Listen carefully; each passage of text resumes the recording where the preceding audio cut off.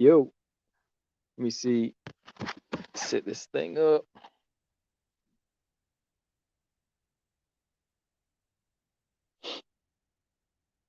All right. Let me know if you can hear me.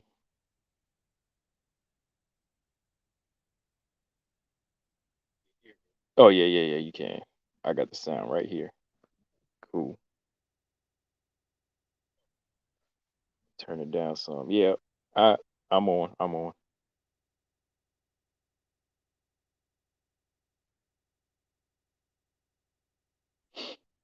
All right, y'all. I said, man, let me get on here and do this late night stream here. I said I just got to get on and do a late night one now.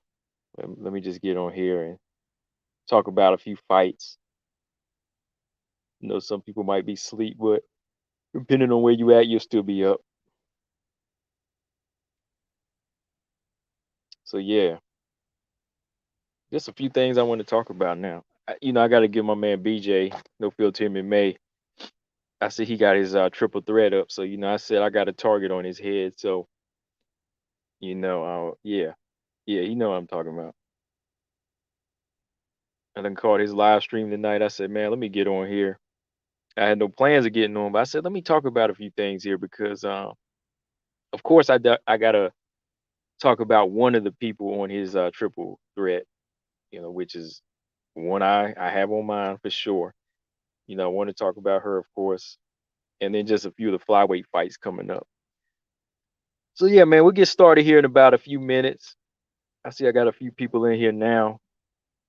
Like I said, depending on where you at, I know you'll probably still be up, but it's late night where I am. So this is my first. No, this ain't my first time. I've done this. I've done this a couple times. I do my late night edition every now and then. So I said, well, let me get on here tonight and just kind of talk about some WMMA stuff. Yeah, a couple videos I got coming. I got a couple videos I got coming. So I said, let me jump on here. There you go, Mark. What's going on, Mark? What time is it over there, Mark? It's pushing midnight here. So I mean I'm always up at this time anyway. I'm just not on live, but as far as me being like past time up and not focused, I'm focused.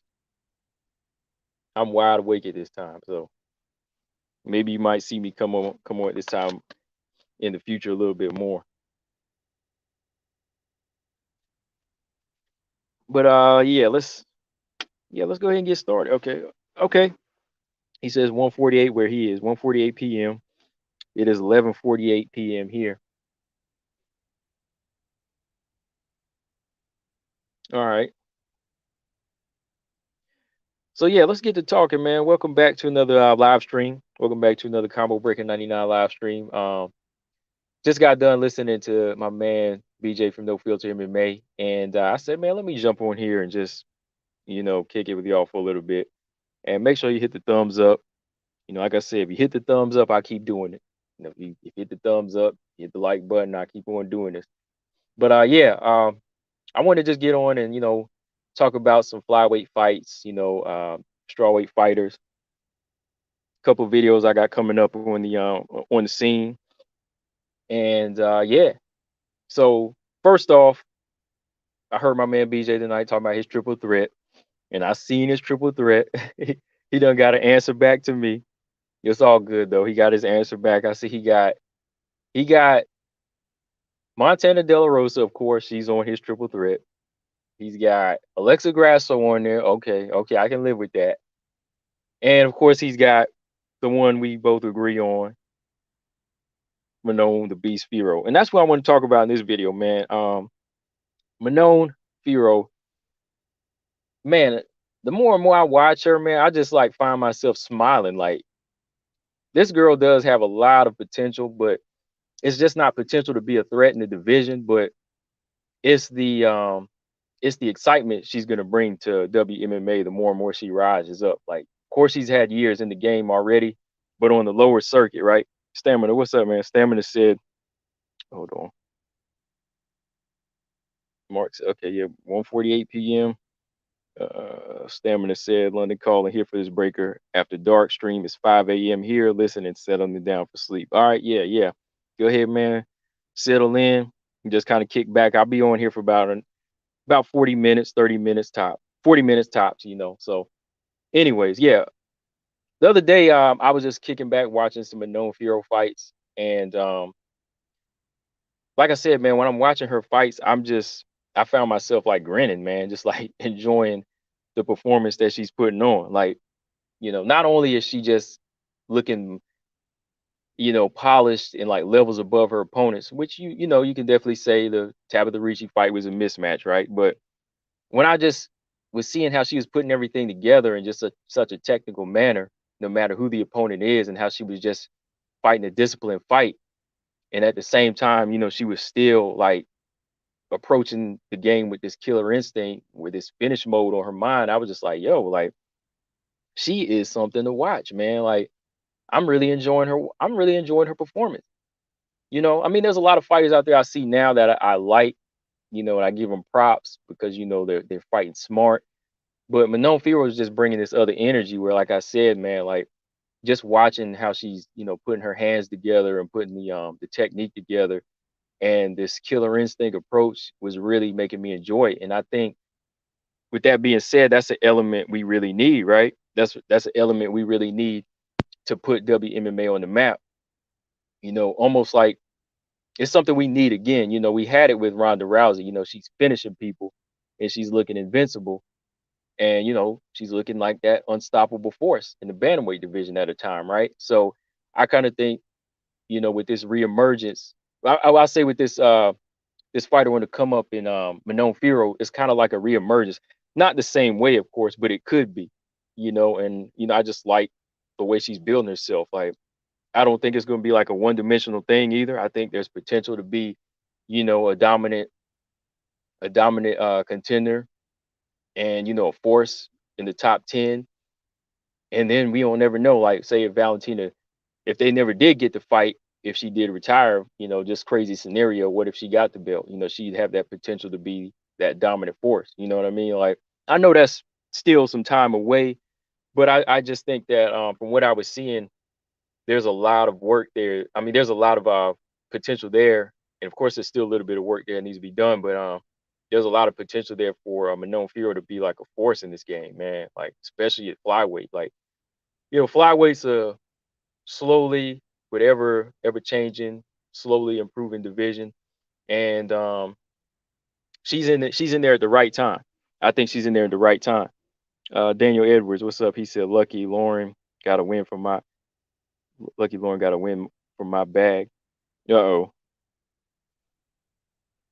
All right. He said Cyril Gahn and Gano and Manon, French MMA looking deadly. Yeah, man, they bringing something different to the table, man. Like Cyril Gahn, athletic style, in and out, fast heavyweight, man. He's for his size, he's very fast, good kicks.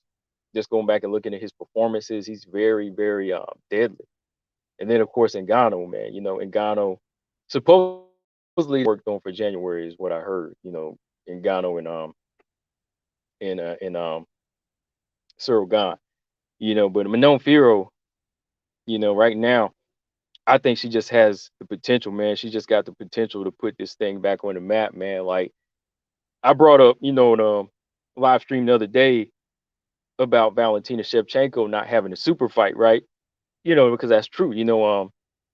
Valentina's still not seen as like this major, major superstar, but she is seen as a great, you know what I mean? Like you can be seen as a legend in the game, but you might never have your super fight, you know what I mean? And I think that it kind of comes with the style because Valentina Shevchenko definitely has a lot of keys that could make her a superstar, but sometimes this is something I've noticed in the heavyweight division in boxing. Like if America can't spell your last name, then they won't push you as a superstar. you know, that's kind of true. It is true. You know what I mean? When it comes down to that, that's kind of how America's been gauging their superstars and their fighters. You know what I mean? Like they support America all day, but at the same time, it kind of comes down to the familiarity with their names. Klitschko. When Klitschko was a heavyweight champion for so long, he's got the most title defenses and he reigned for so long. Of course, that was in kind of a boring time. Even then, though, the fans of America didn't really know who he was. They didn't really want to know who he was because, he was Klitschko, Vladimir Klitschko, not American. So I kind of think that comes into play a little bit with Shevchenko. She's still not seen as a star the same way Ronda Rousey was. Because I mean, they have the look. They're both young white women, blonde hair.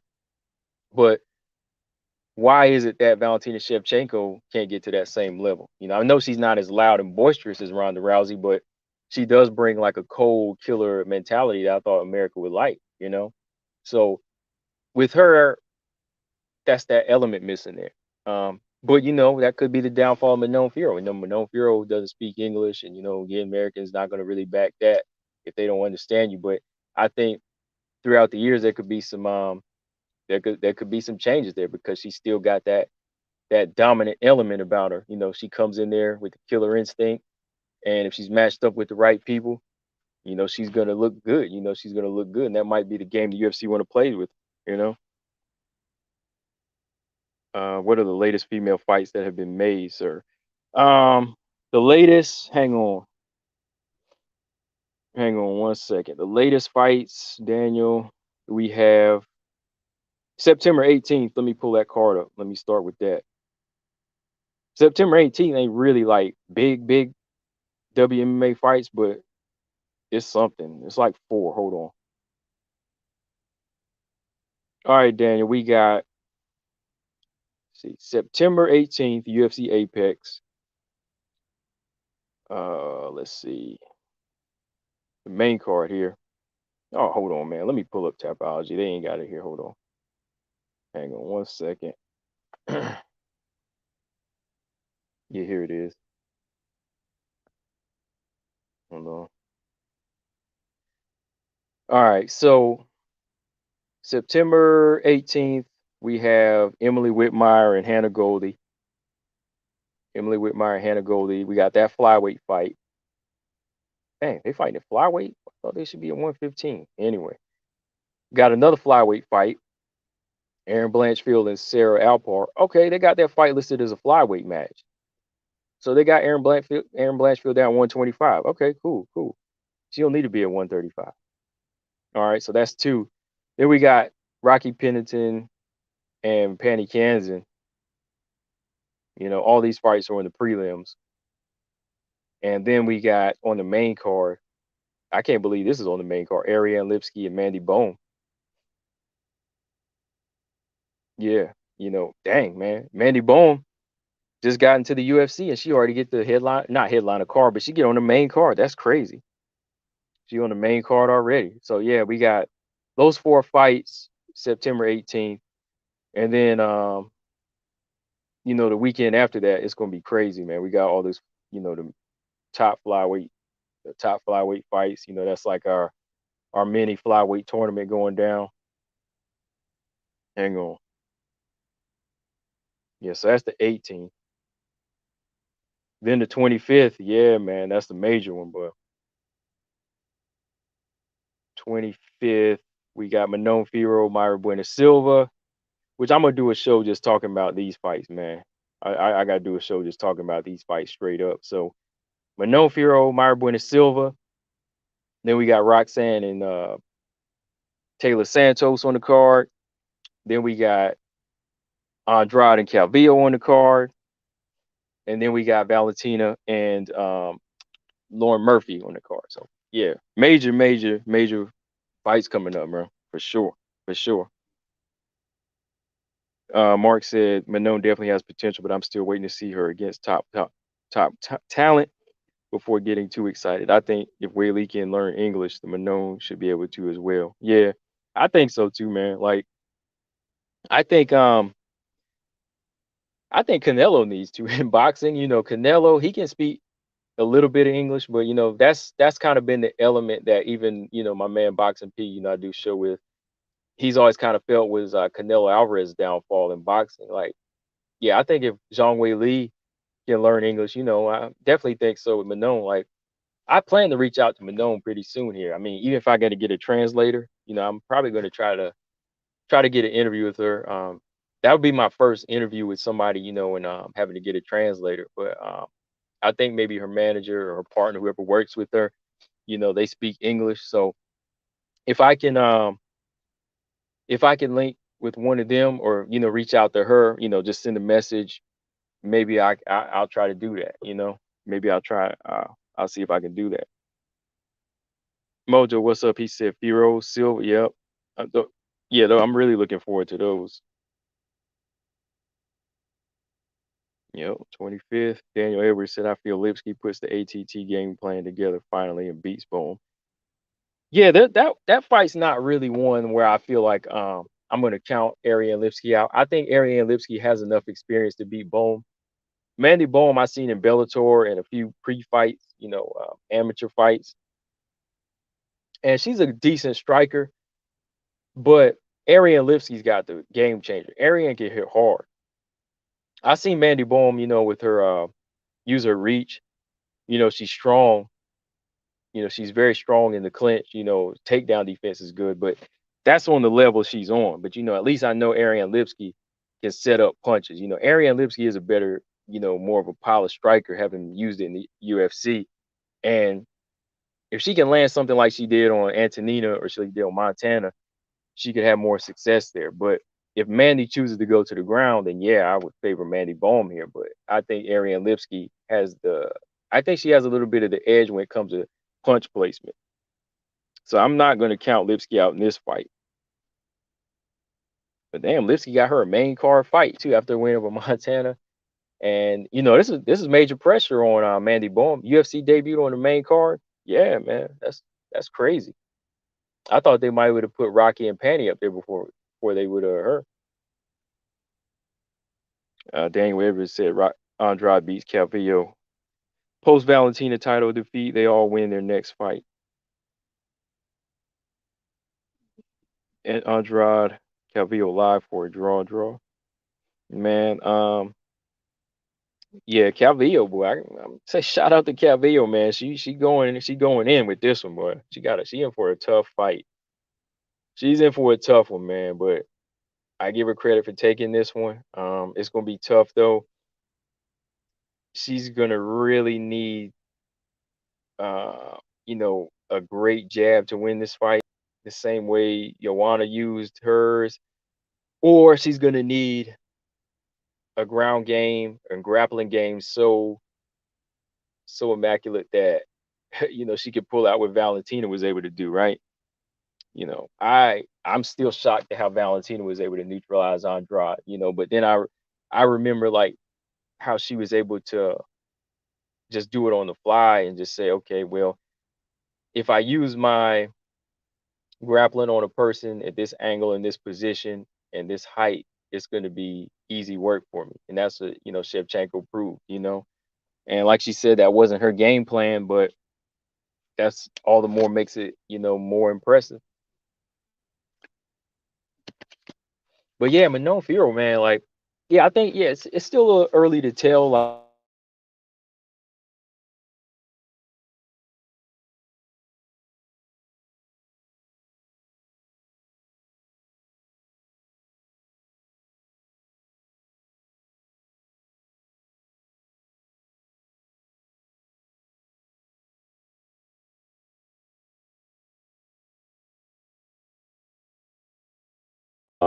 very smart to do that now. And she's doing like a little series leading up to her fight with MBS. I don't know if y'all seen it. It's called My Life is Like, or My Life Be Like. Let me make sure I got, yeah, it's My Life Be Like. I think it's like that's the name of it. But she's going through an everyday course of her sparring, the drills, recovery, weight cutting, just the time off too, like the mental relax, the mental recovery for the day of just kind of chilling out. Um, it's a lot of work, man, being a fighter, man. It's a lot of work just kind of going through and watching her, you know, switch gears and do so many things. I mean, of course, he's not the first fighter, but I think that's just what a lot of these up and coming fighters need. You know, they need to get on YouTube, they need to get on their social media a little bit more, especially the women fighters. Like, if you really want to be taken seriously, this is how you do it. To me, I mean, yeah, y'all do your OnlyFans thing, because that brings in the money. But if you're a fighter, this is what I really would like to see, and this is what I respect because, again, I respect the hustle. If that's what you want to do with the OnlyFans, that's cool. That's cool. But I mean, if you want to be taken seriously as a fighter, I like this approach. I like this YouTube channel that Manon Fiorot's put on, and like every week she'll release like a video of her, going through some, training camps with her team, boxing squad, and she'll switch gears to grappling, um, and just kind of showcase what everything's been like. She's been running, the track, strength and conditioning. I'm really like looking forward to this Myra Buena Silva fight, man, because she's working hard. She's really been working hard here. But yeah, like I was saying though, I do hope that she gets to a point where she can still keep that entertaining element of her being so dominant and just beating fighters up and having that killer instinct. I hope she can carry that as each as she graduates to each level. I really do, man, because that's going to help her be a star. That's going to help her be a star, man. But the harder fighters get, knockouts become less. That's just how it goes. But I could just imagine, man, like getting in there with like Vivian Arujo and the work she could put in, man. Like what that would be a solid striking match. Her and Andrea Lee, that would be a great fight. Her and Vivian Arujo, like I said, man, wow, that'd be a great fight. Daniel says, does Aaron Blanchfield beat Alpar? Alpar is a grappler.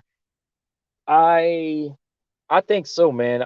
I think Aaron Blanchfield, she's a grappler as well, but she's also working on her kickboxing. Like, if she doesn't want to take it to the ground, she can stand now. Aaron Blanchfield has been working on her kicks and her striking overall, and I think she knows how to switch gears. I'm gonna lean towards Aaron Blanchfield for sure. I mean, yeah, Alpar is okay. Alpar is okay though, but I think with Alpar coming down to 125, it's gonna be an interesting fight here. So I could see it going maybe two. I could see it going 3 rounds. I could see her holding her own, but I'm gonna go with Blanchfield. I think her striking is what's going to make the difference in the fight. Yeah, like if she was around before, if they would have put her into the UFC before and had her fighting steadily at 125, she probably would have been part of the triple threat, or she would have made quadruple threat. Because Aaron Blanchfield, I had eyes on her since Invicta FC, and I was like, yo, when's the time UFC's gonna get her? Like she wasn't even in the Invicta flyweight tournament.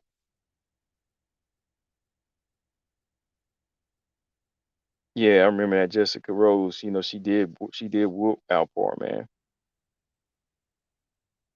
TJ said beating Bowen won't do anything for Lipsky, but losing certainly will. Oh yeah, for sure, man, for sure. Like especially you lose on this main card.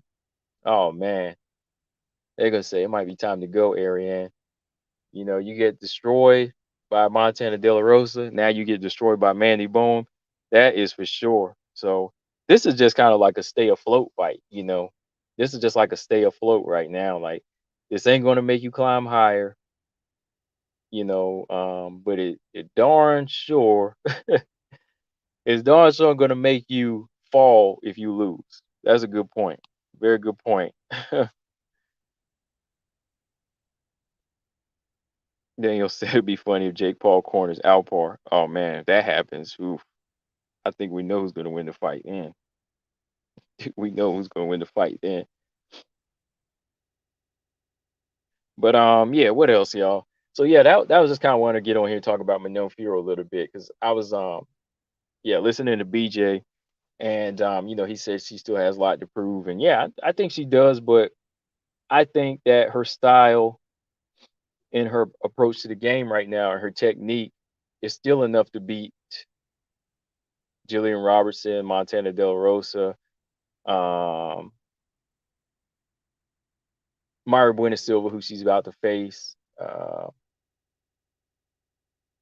It's going to be those fights like Andrea Lee. I think she could beat Andrea Lee too, but those are the ones that's really going to make us say, "Uh-oh, we got somebody coming up the ladder." So and yeah, very entertaining, man. Just entertaining. I was just having fun watching her fights, man, the other night. I'm sorry, like I know Tabitha Ricci was too small, but it was fun watching those punches land on her, man, and just that approach. Like when she dropped Tabitha Ricci and then she just like started wailing on her head like that, I was like, "Damn, oh man!" I was like, "Wow, yeah, that girl is crazy." Like, and that's the thing, like, it's not because it was a mismatch. That's Manon Fiorot's approach. Because there's been other girls in here, they're fighting like, you know, what was it? Bea Malecki was fighting Veronica Macedo a while back, and she was like completely bigger than her, but she didn't necessarily dominate the same way. You know what I mean? I think that's just a Manon Fiorot to destroy like that. She's just a beast like that. You know, um, JJ Aldridge was a little bit bigger than Vanessa Demopoulos, but she didn't really step on the gas the same way. I mean, she outclassed her, but she didn't really take that chance to say, I'm gonna take this smaller girl's head off. But I think that's Manon Fiorot's approach to anybody. She doesn't care how small or how big they are, and I think that's what's going to be a problem for Myra Buena Silva. Her defense isn't that good, but her defense is, Manon Fiorot, Myra Buena Silva's defense isn't that good, and she's gonna be open for a lot of hits here. She does have that that grittiness to her and that ground game, which could be a problem, but I don't see Manon Fiorot falling into any type of dog fights here. She's gonna take it. She's gonna take it step by step, piece by piece, like she has in her last two fights.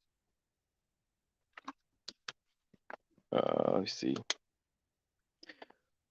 Come over, you see Manon use Muay Thai. I can't remember seeing her use it. Could be wrong. Um, I haven't really seen her use like kickboxing and karate. She'll just use those karate kicks and boxing. Like she doesn't really use Muay Thai too much. No, like I've noticed that like she'll clinch fight with you. She'll wrestle a little bit. She'll use her ground game. She'll use a little bit of grappling, but honestly, she doesn't really use any Muay Thai. Like she doesn't really take like a Valentina approach, and she doesn't really take like a Joanna approach. Like she's not really coming forward unless it's her boxing. Like if you look at her stance, it's her southpaw stance is set up like some of these boxers out here. Like who'd I compare it to? Who was it? Who was it? Manon Fiorot was fighting Tabitha Ricci and one other girl in UAE, and it kind of reminded me of Errol Spence. If y'all go watch the boxer, the way they come forward in the southpaw stance, she kind of walks people down like that. So she's more boxing and karate. She's more boxing and karate with those side kicks and um, head kicks and body kicks. Never really in like a Muay Thai stance. I'm never really seen that with her. None of her fights. So that's what's going to make her if her and Shevchenko could ever clash, that would be an interesting style matchup, man. Like 'cause so many fighters they get intimidated by Valentina's Muay Thai and her approach, of those hard kicks, the way she throws from that Muay Thai stance and her feints.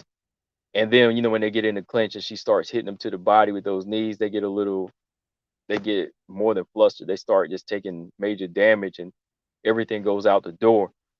But with Manon's mobility and able to throw them roundhouse kicks and side kicks and then switch to a boxer, I think that's something different. That's like a different look. But yeah, she's never really been Muay Thai based though. Yeah, high five said karate based. Right, right. Yeah. Mm. Yeah, what else, man? Like I said, yeah, later on this week, what did I say? Some video updates. Yeah, later on. Yeah, later on this week. What do we talk about? Who was it? Mr. Lee asked me to do a round by round of the Denise Zamboanga fight and So Yaham fight. So I might do that. He asked if BJ could come on, if I could get BJ on. And yeah, I might do that if I have time this weekend. But yeah, later, I think next week we're going to be talking about these 4 flyweight fights for sure. You know, Shevchenko Murphy, Andrade and Calvillo, Roxanne and Santos, Manon Fiorot, and Myra Bueno Silva. Yeah, so we'll be back on, talking about all them fights for sure. But yeah, definitely be on Friday. Definitely be on Friday, and we'll talk about what's coming up for the next weekend. Because yeah, next 2 cards we got 4 WMMA fights. Then in Bellator we got Alejandra Lara taking on Deanna Bennett. So yeah, JoJo and Alexa Grasso. JoJo and Alexa Grasso. Yeah, like I said, BJ got this. He got Grasso in his triple threat here, man. But look, I like Alexa Grasso. I love, the boxing style. But it's hard for me to see her as like a full on 100% threat. I mean, what do y'all think? Like, do you see Alexa Grasso as a big threat? I think she has some potential there, but it's hard to see her as like a threat to the flyweight division. I think if she had more of a killer instinct about her, I would see it. That's why I just say when I see Manon Fiorot, I see dominance there and I see killer there. Like, of course, everybody has some holes, but I see her making up for a lot of the holes in her game with dominance and just being able to, take over her opponents with her style. She refuses to back down. Manon's big. She uses her size and her strength well. Alexa Grasso, yeah, got great boxing and she's got great hands and decent ground game, but it's hard for me to see her being a threat to some of these fighters. Like, there's a lot of up and down there. Like, I see this fight with JoJo being a tough one though.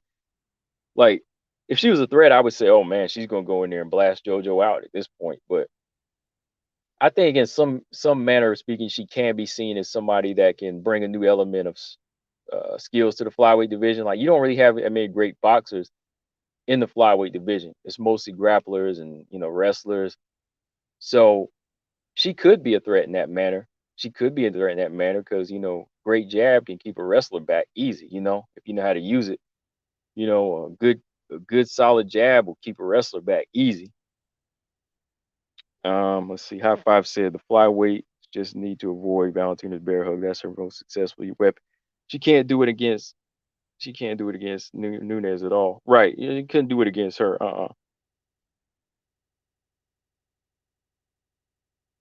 Ernest said Lad versus Aldana now that GDR is out. Oh boy, GDR is out of that fight.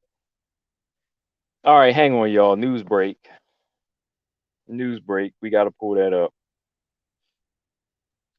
I must have been busy today or something because that flew right over my head. Hold on, yo. Hold on. Hang on, y'all. We got to look at this. We got to check in.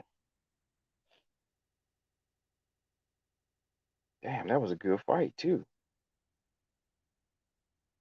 All right, we got to interrupt this. We got to interrupt this broadcast. Hold on. Interrupting this broadcast.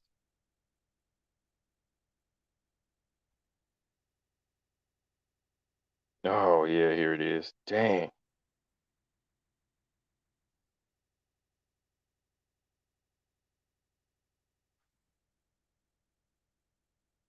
All right, so via Twitter, let's see who is Carlos Contreras Legaspi. He said, per sources, Jermaine Duraname is out of her UFC 268 fight versus Irene Aldana due to an undisclosed injury. Promotion looking for a replacement. Dang, man. Wow, I was looking forward to that fight. For the second time in 2021, Aldana will have to wait to face GDR as she'll be out of combat due to an injury. Wow. Somebody said they would like to let Aspen Ladd step up and scrap her Macy Chiasson fight. I think, yeah, that would make sense. Yeah, who else said that? Who did you just say that? Who said that? Yeah, Ernest Richardson just said that. I would take out Macy Chiasson and give her somebody else and let Ladd have it because Ladd is in this number 3 spot, and I still need to see why she has the number 3 spot. You know what I mean? High Five said Alexa can outbox Maya. Possible, yeah. Say Alexa seems stronger than JoJo. I don't know. I think JoJo's stronger. I think Grasso is committed to being more so technical. I think Grasso is way more committed to being technical, but I think JoJo is stronger.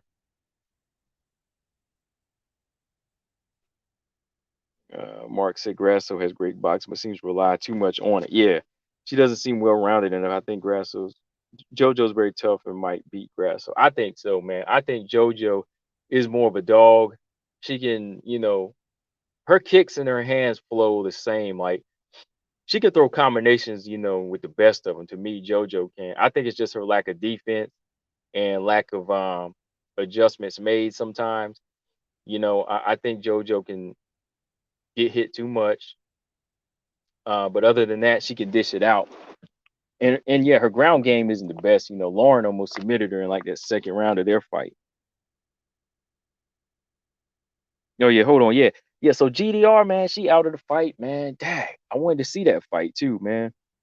Tall, long strikers that this fight wasn't going full 3. It wasn't going to full 3, man. GDR or Aldane was gonna land something in this fight to put somebody to sleep, man. I was like, oh, we gotta see this thing. But yeah, that's the latest. We'll Let's just hope Irene Aldana maybe she could bump up to getting a lad fight instead, and maybe Chiasson can, like I said, get a number 5 or number 6. I don't know. Maybe Macy Chiasson and Julia Avila. Yeah, Macy Chiasson, Julia Avila. But I know Macy would probably want somebody up in the top, the top 7 or 8. So yeah, we'll see if they do that though, man. But hopefully she can get a replacement, a legit replacement. Ravioli said Grasso was strong in the clinch. Yeah, she proved to be strong in that clinch with Macy Barber. I just think that the Muay Thai clinch of JoJo is very strong, and she knows how to hit that body with the right hand. Like she's very good control, man. Yeah, very good head control whenever she has in that Muay Thai clinch. I think JoJo can't stand in front of her. If she does, you got to be slick, man. JoJo, you got to move your head more in this fight. A lot's riding on this fight. Ever since JoJo lost to Jennifer Maya, it's kind of been a hard road. Ever since she took that other fight, which I was backing her up at the time. I was backing her up. I said, okay, go ahead and get the fight. You want that fight, go ahead and get it, JoJo. But you better make sure you win. But at the time, I was like, man, Jennifer Maya, like, that's not a slouch, man. Jennifer Maya is not a slouch. And Jennifer Maya proved it. So ever since then, knocked off title course.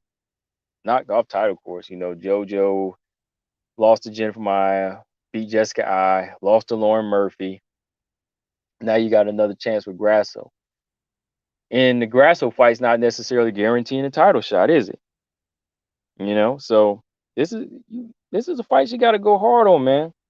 She got to give it her all in this fight. JoJo has to go in there and win every round. She got to win every round and look good. For Grasso at number 10, she's got to look good. Yeah, if she really want to be this threat, if she really want to look like a threat, I need to see Grasso go in there and look stop.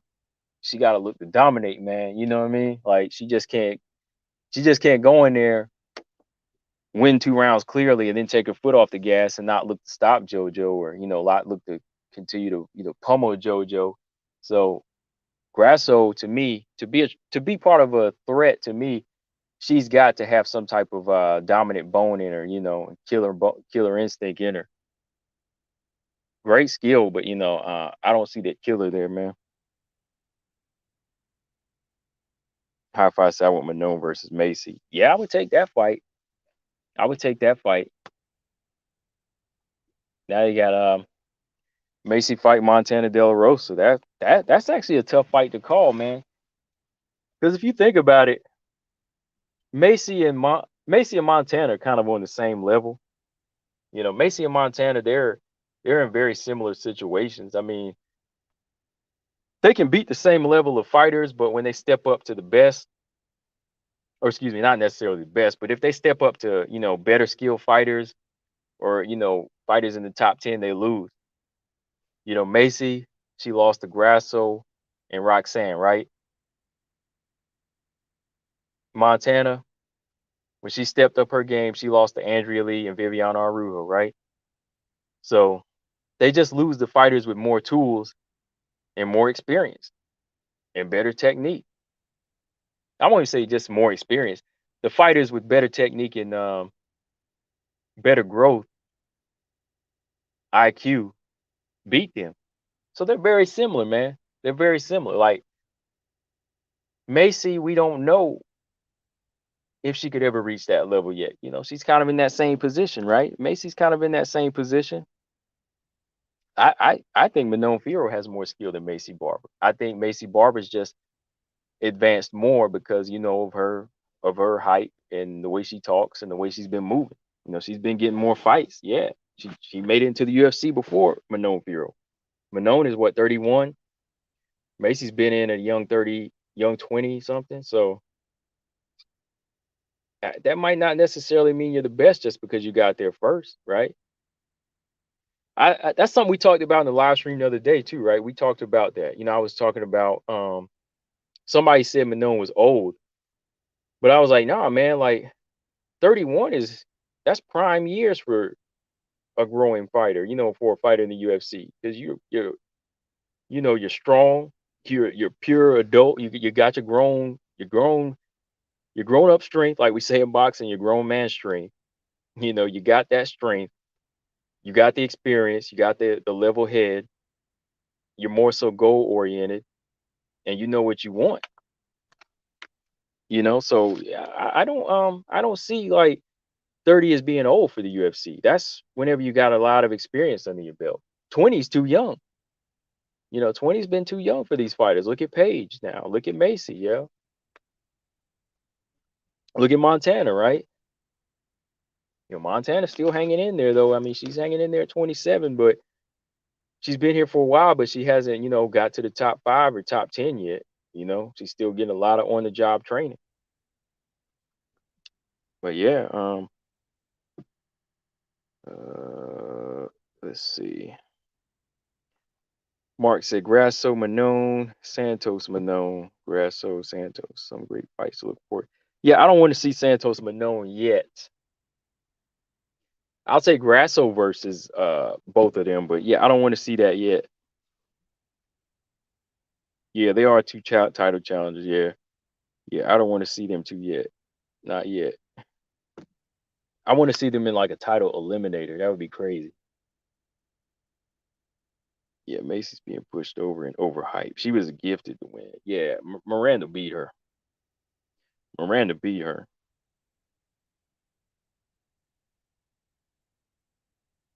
Miranda beat her, and after seeing what Miranda did to beat her, I don't see Macy beating Jennifer Maya and so on.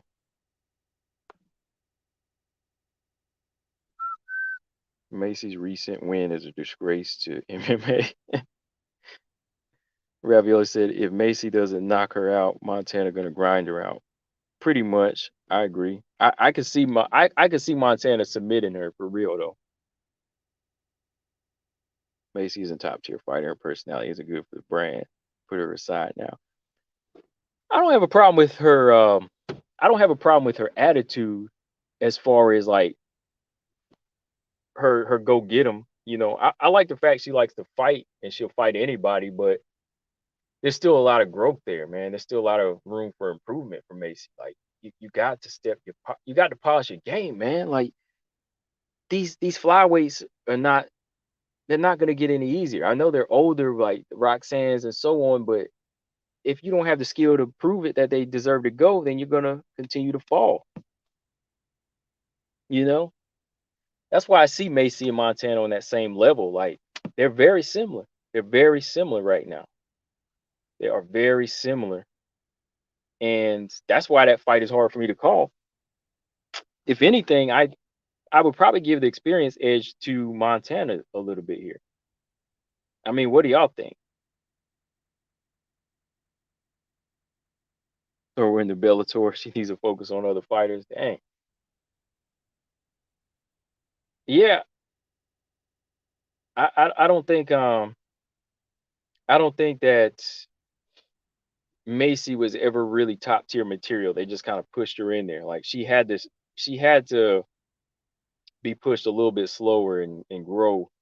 You know, they put her in. There's fighters like JJ Aldridge, Jillian Robertson, who I don't think she should have been in there with, and you know, she knocked them out. She should have been being tested, you know, being more so tested. They should have been putting those prospects in there together, in my opinion. Because yeah, if you study her resume in the UFC, her and Montana beat like the same level of fighters, right? Let's look at their resume here.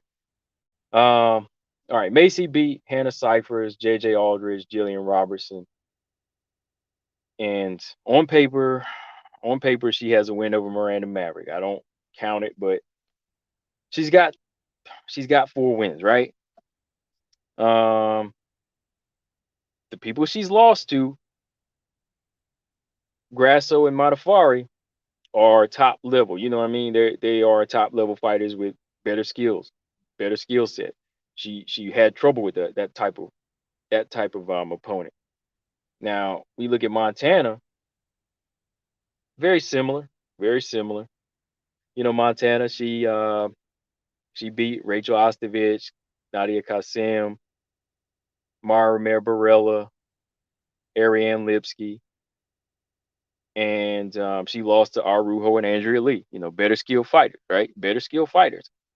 But you can't argue maybe a little bit that Macy Barber, her win over Jillian is better than is better than some of Montana De La Rosa's wins. Like beating Jillian Robertson to me is better than Rachel Ostovich, and beating Hannah Cyphers and JJ Aldridge is better than Nadia Kasim, right? I think so. I think a win over.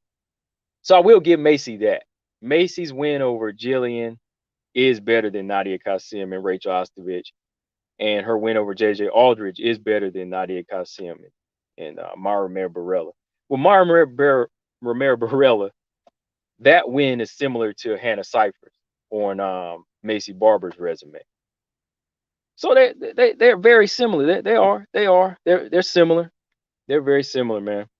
They neither one's really better than the other when you think about it here. Like you can't say, oh man, Macy Barber's she's part of the triple threat. No, not at all, man. Like this young girl right there that needs to grow as well. Hey, Robert Henry, what's going on? Yeah, man, combo after dark, man. I had to drop in, man, because you know I heard BJ's triple threat, so you know I told him I got a target on his head, man.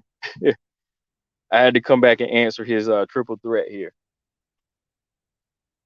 I was just kind of breaking Montana down and her and Macy, man, because I just see them as the same level for real, man. To me, Macy's not Macy's not like future champion right now. She's definitely not. She's a work in progress, just like Montana is. Just like Montana. High five say, yeah, Invicta, man. Mark said Barbara should run it back with Roxy. I don't think she'll take that fight. I, if she did, I would still have to go with Roxanne. If Roxanne would lose, it might be because of some knee issues, but and after taking if she takes a beating from Taylor Santos, Roxanne might not be the same, so she might be damaged goods by the time she runs it back with Macy. But I see Jennifer Maya beating Macy though. Honestly, I think Montana's approach is a little bit better as of lately. It's she has a bit more of a danger factor there that you kind of have to watch out for. I guess it's that grinding style of hers and that the submission threat.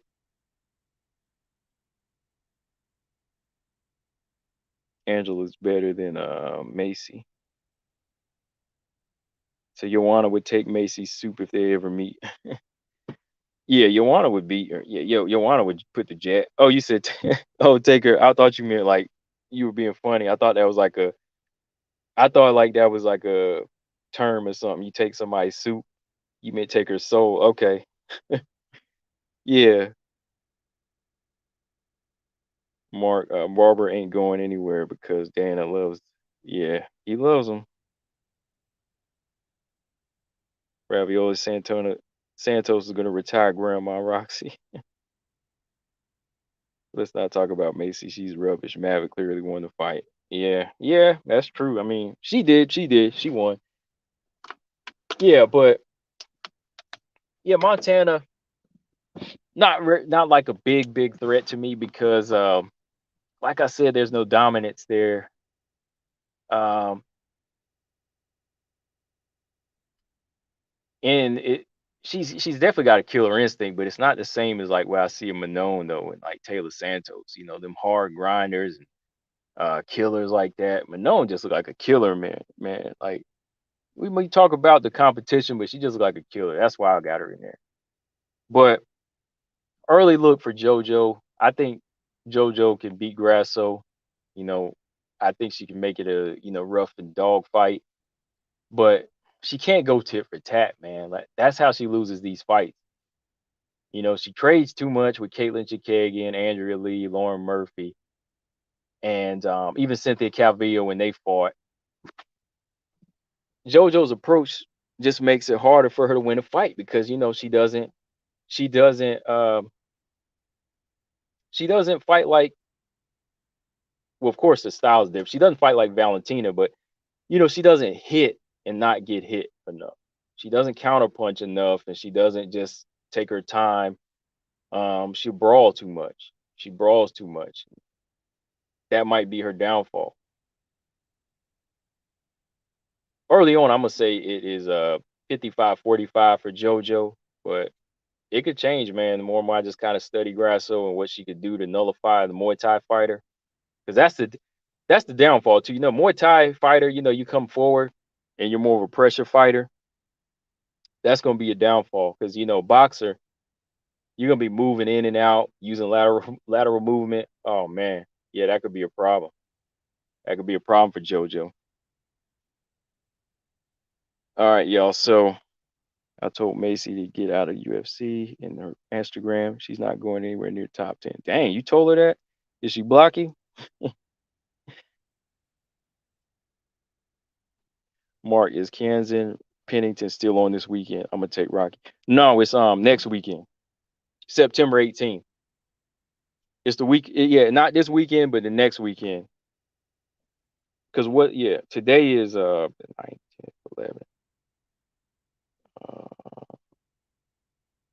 Yeah, 11th is Saturday, right? So yeah, next week.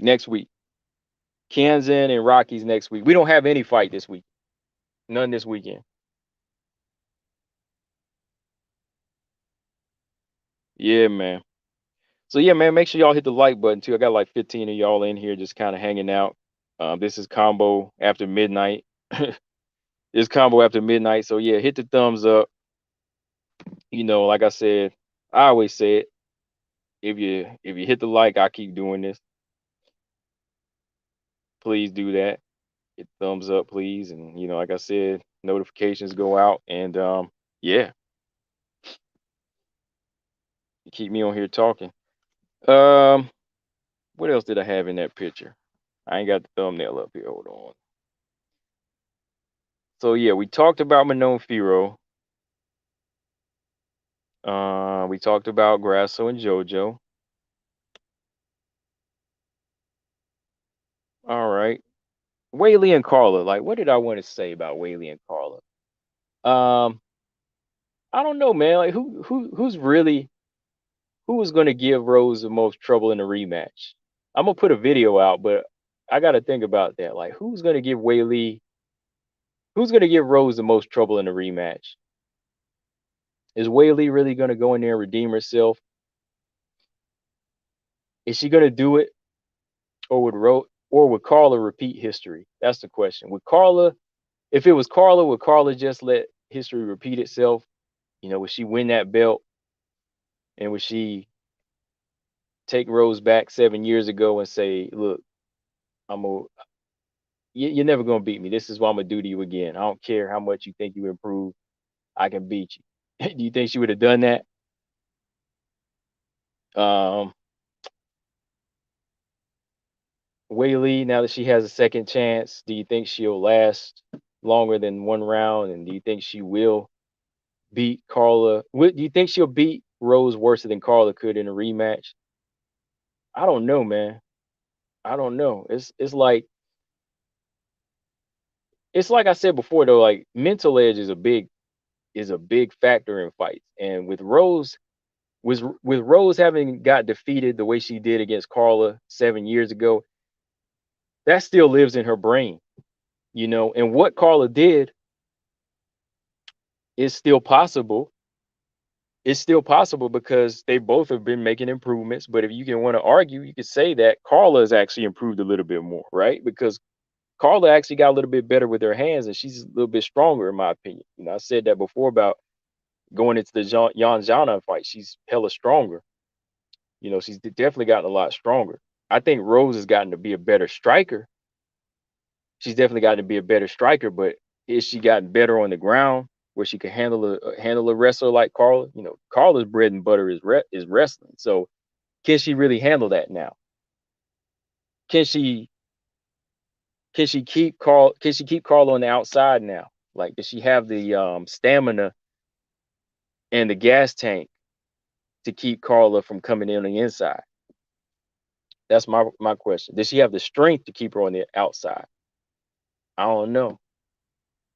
I don't know. That's why I say, like, Carla could Carla could very well not.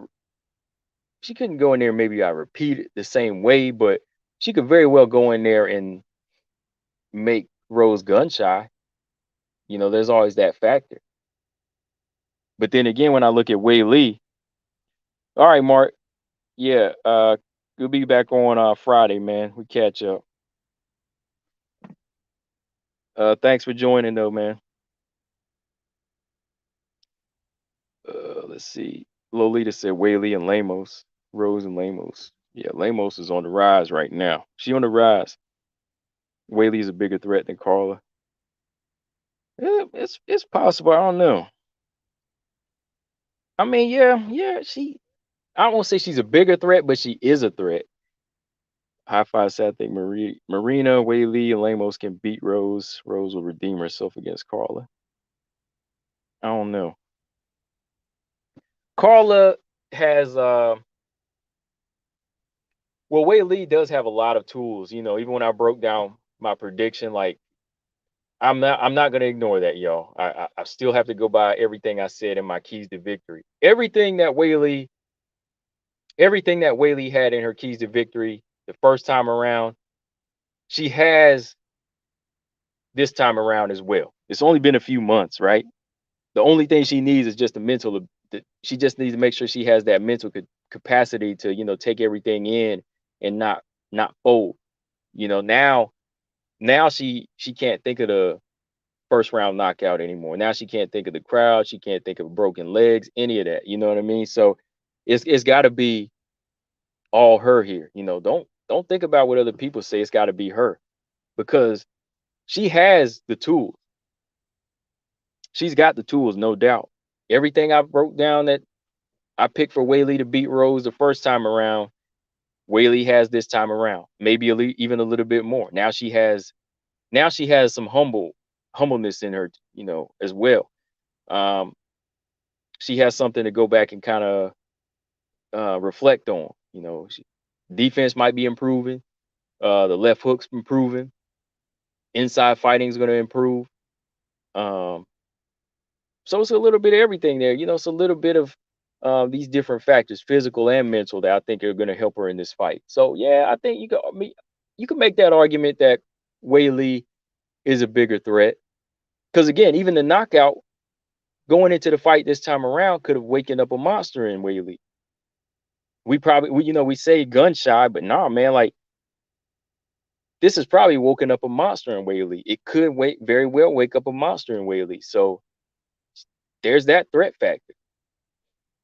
Having a country behind her might put another flame under her that she's never had before. And I got to think too, because way back 7 years ago when I watched Carla and Rose fight after the Tough House, I did pick Carla to win that fight, and I knew how she was going to win the fight. With her rough and rugged style, her wrestling, and her experience at the time. But yeah, now I got to kind of look at it and say,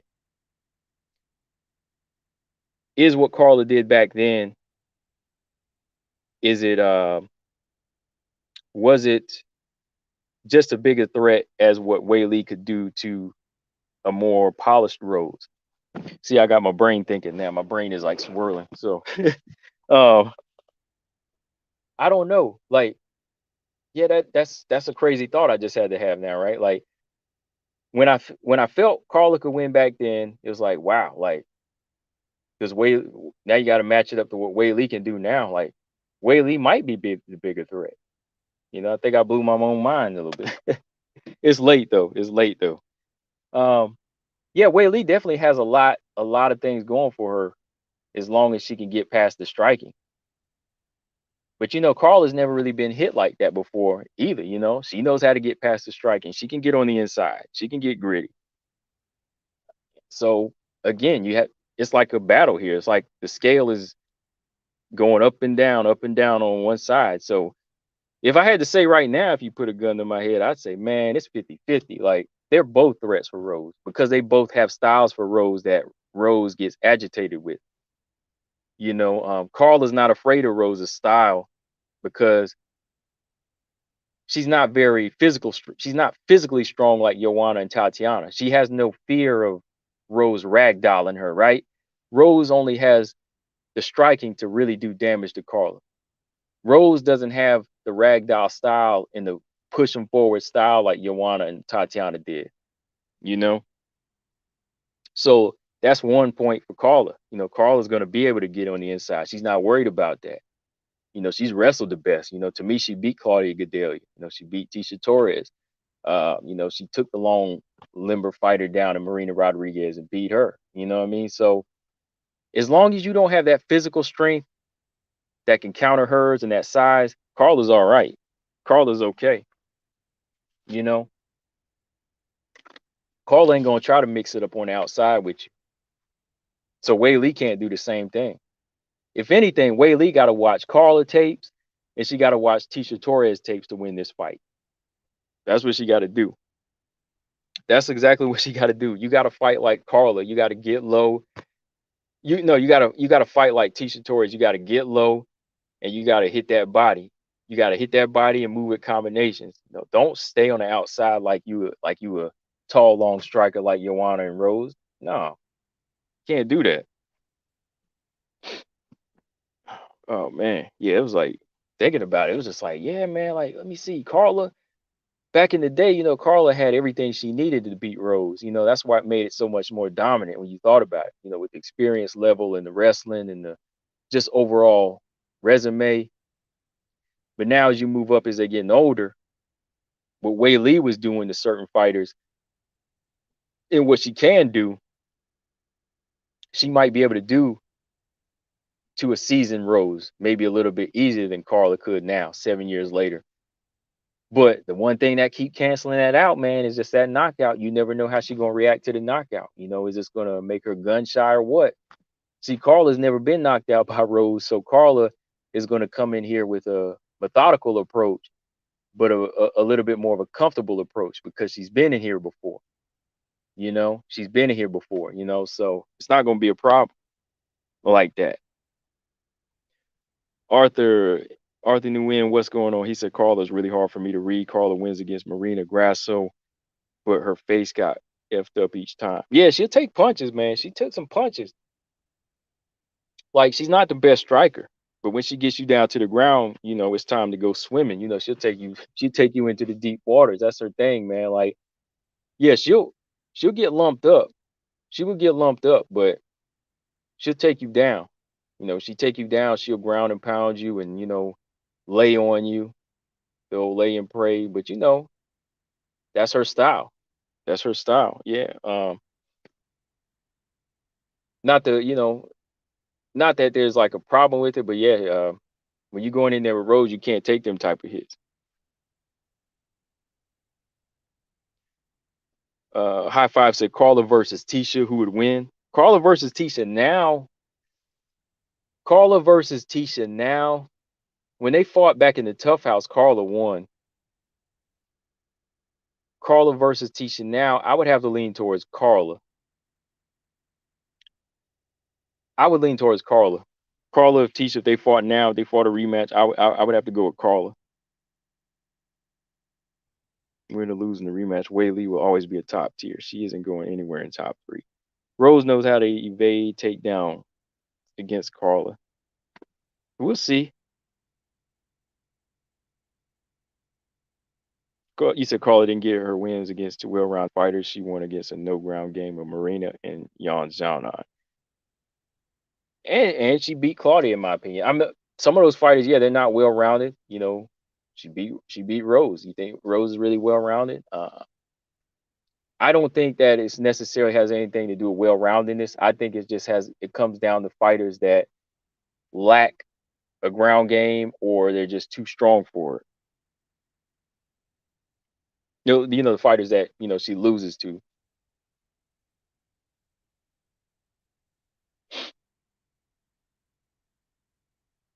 Rose will go in the ground with Joanna, Yanjana, and Marina, but not Dern, Whaley, Carla, or Jandaroba. Oh no. She would not touch the ground. Rose would not touch the ground with Mackenzie Dern. Not at all. I wouldn't. No. Jandaroba didn't even go to the ground. No, Dern ain't one you want to go to the ground with. Rose is only so afraid of Carla's catching her legs in every round because Rose is so comfortable fighting on her feet. Yeah, Rose's her footwork has definitely got better than 2014. Like, Rose's footwork might be problems for Carla. Factor that in too. Yeah, factor that in. Rose's footwork will definitely make it harder for Carla to get them ankles. You know what I mean? Like, she's gonna have to go for a body lock. Like, when she switches level, she's gonna have to grab the body.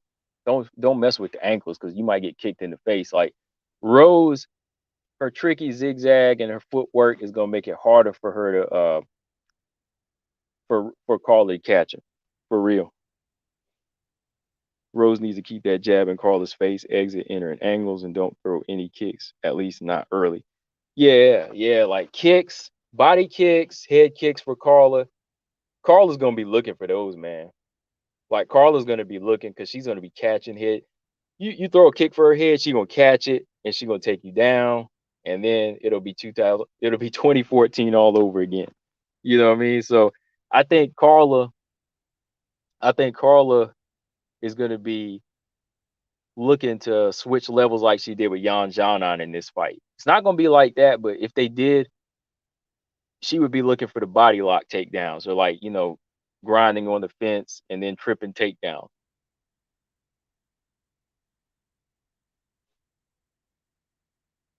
Yeah. But yeah, Whaley got a chance to win this fight. You know what I mean? Like, Whaley got a big chance to win, because if I didn't say that, I mean, like, everything I've been studying about her and everything I put in her keys to victory, that's like wasn't worth anything. And I mean, Wei Lee's got a lot going for her, man. It's just that she got caught. She got caught from a simple mistake, So that doesn't take away her strength or her heart or her determination. It doesn't take away her speed. It doesn't take away, her ability to grapple. It doesn't take away her athleticism. No, it doesn't take away none of that, man. Not at all. I think it's just going to mean it just means that there needs to be a little bit more of a technical approach on her part to say, look, we got to step up our defense and we got to go in from the jump. We got to take this fight in the phone booth right from the jump. So I still give Whaley a chance in this fight for sure. Not doing my breakdown prediction yet, but I still give her a hell of a chance. Still a threat, still a threat. And who's the bigger threat? I'm gonna do a full video on it and I'll get back to you for sure. 'Cause like I said, the scale keeps tipping here, and it's already after midnight now, so my brain is just wandering with the thoughts. So I'm just kind of conversing with y'all about it. All right, y'all. So let me get up out. I saw Whaley caught Rose with her kicks.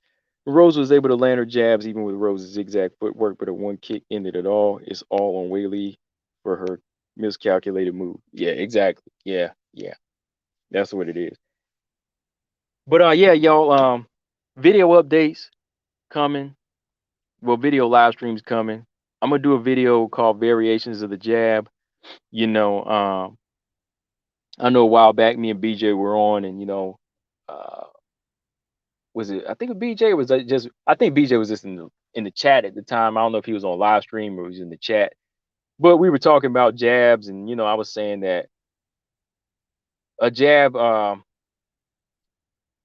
jab is needed for every fighter. Is needed for every fighter, and the jab doesn't necessarily have to be thrown the same way, man. I'm just saying, like the way you use it for your style is really going to make things open up for you, your opportunities. So that's a live stream coming, variations of the jab. We're going to talk about the jab a little bit more for different fighters. And yeah, like I think we were talking about Shevchenko, matter of fact, because he was saying she doesn't use it as much. But the thing is, she has one. Valentina Shevchenko has a jab, but she has so many other things that you never really seen her have to rely on it. But there's certain type of styles in the game where you have to rely on the jab. And that's something I want to talk about with different fighters, man. Like your doggone wrestlers, they need to learn how to jab out here, So that's coming. We'll talk about that in a live stream. We're gonna talk about these flyweight fights in another live stream that are coming up for UFC 266. What else? Oh yeah, man, other videos still coming too, man. Don't think I forgot, man. Talking about these one-dimensional fighters. What's going on, Marcus? Matter of fact, Marcus just came in the building. That's perfect timing. That video's still coming, man. One-dimensional fighters, man. One-dimensional leads to an early grave, man. I'm telling y'all, man. When a fighter got one style and nothing else, that junk leads to an early grave. So that video's still coming for sure. Matter of fact, Robert Henry in here too. I said that, man. Being one-dimensional leads to an early grave. It leads to an early grave, y'all. Yeah, so that's the video update. So yeah, we'll be talking over the next couple of weeks about some different stuff, man.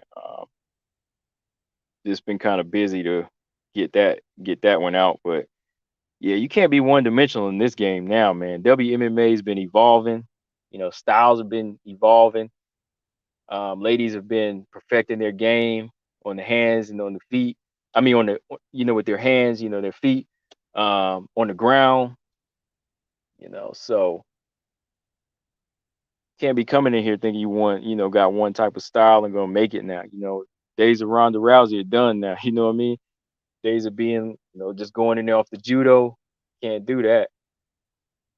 shoot, Kayla Harrison better watch out. Kayla Harrison can't come in here thinking you can rely on your strength forever.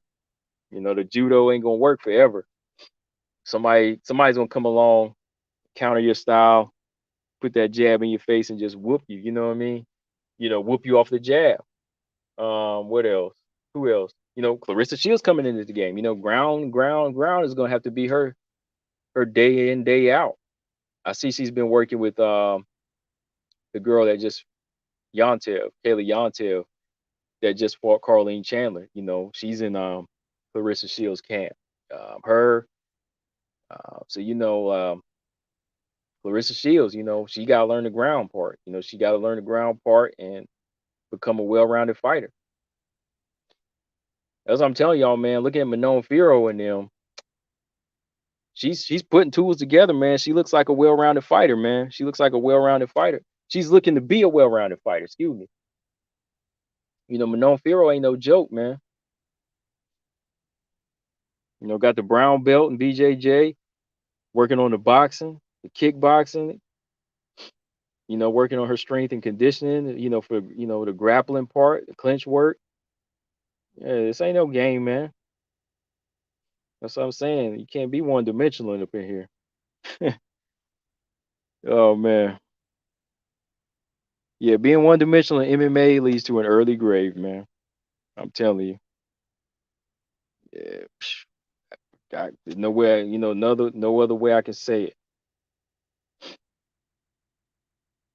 And I think that was you, Marcus. That was a good point. Like, Joanna, yeah, she is not one-dimensional, man. Like, she does what she wants to do, but yeah, Joanna's not one-dimensional at all. Like, yeah, she wants to strike, and she does this. But, she wants to be, the fast work rate fighter, Muay Thai fighter, MMA striker. But that takedown defense makes it just so much of a it's such a big part of her arsenal that that's a weapon of its own. That's a sword and a shield. You know what I mean? Like, it's like a sword and a shield with spikes on it. It's still a weapon. It's like she's got two weapons there. It's not just a shield. It's got spikes on it. You know what I mean?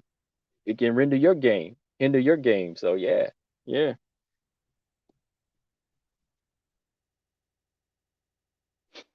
Will High Five said, will Tisha jeopardize her road to top 10 by accepting Lamos's call? I don't think so. I don't think so. It depends, man. If Lamos wins Nina Ansaroff fight and if she jumps over Tisha Torres, then Tisha might be forced to fight her. If Lamos beats Nina Ansaroff and she goes over Tisha, then yeah, Tisha might have to fight her. Tisha might have to fight her. Yeah, yeah, Mark. Yeah, you can't rely on the physical gifts. Yeah, that's why I say, like, yeah, Kayla Harrison. Nah, you can't rely on being, big and massive and the muscles and all. Not that, but the strength. You can't. Yeah, can't do that.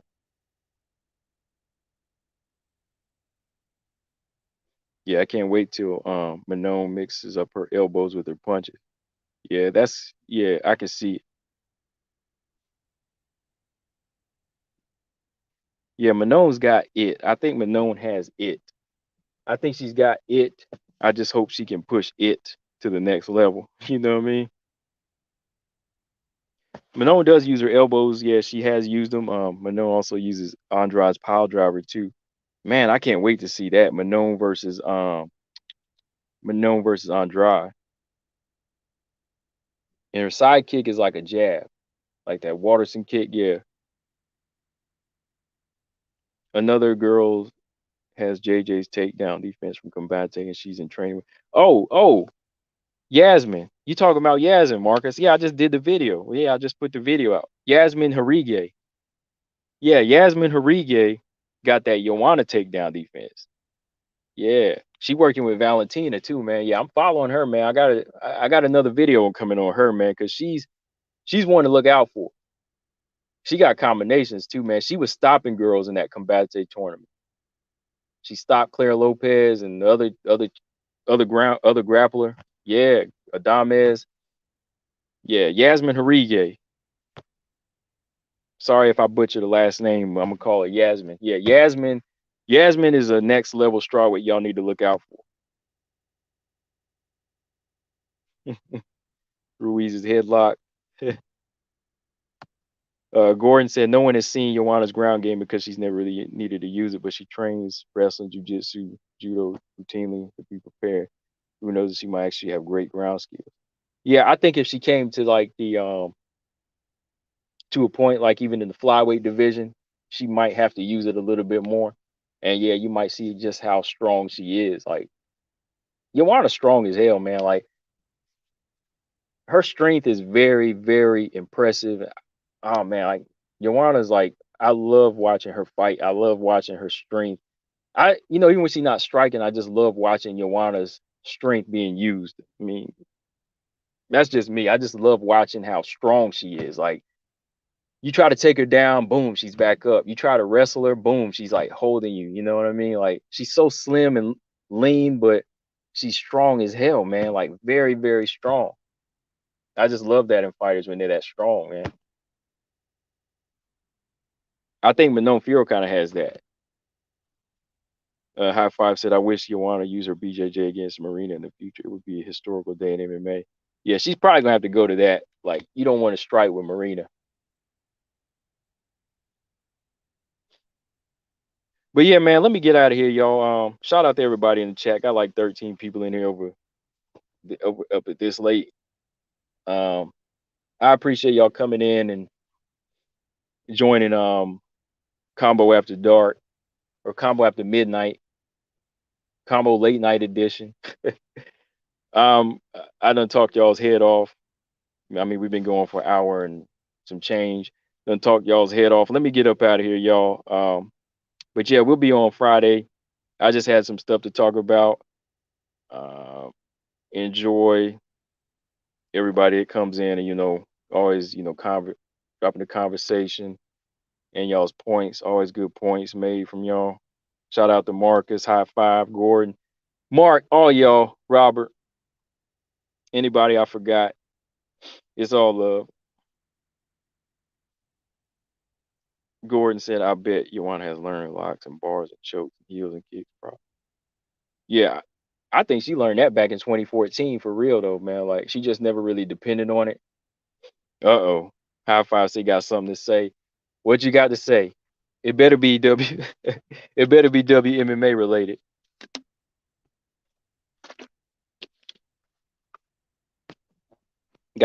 Go ahead and say it because I'm about to roll out. I'm about to roll out here.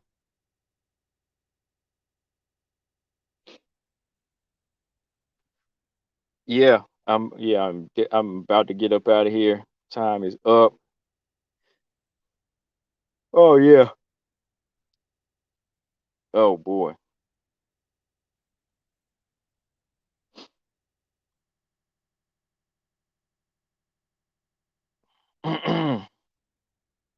Okay, y'all.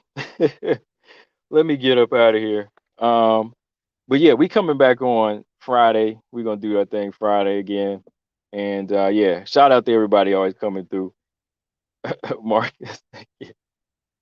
Oh man. Y'all better watch it. Marcus, he got that wrench, If you agitate Marcus, boy, he'll put the wrench on you. So you gotta be careful. Yes, sir. Oh man. Yeah, keep it WMMA related, please. Keep it MMA related. All right, y'all. But I'm out now. Make sure y'all subscribe. And if you haven't hit the thumbs up, hit the thumbs up button. Like I said, always hit the thumbs up. And I keep doing this. Catch y'all on Friday. Like always, Combo Breaker 99. I am out. Subscribe. Peace.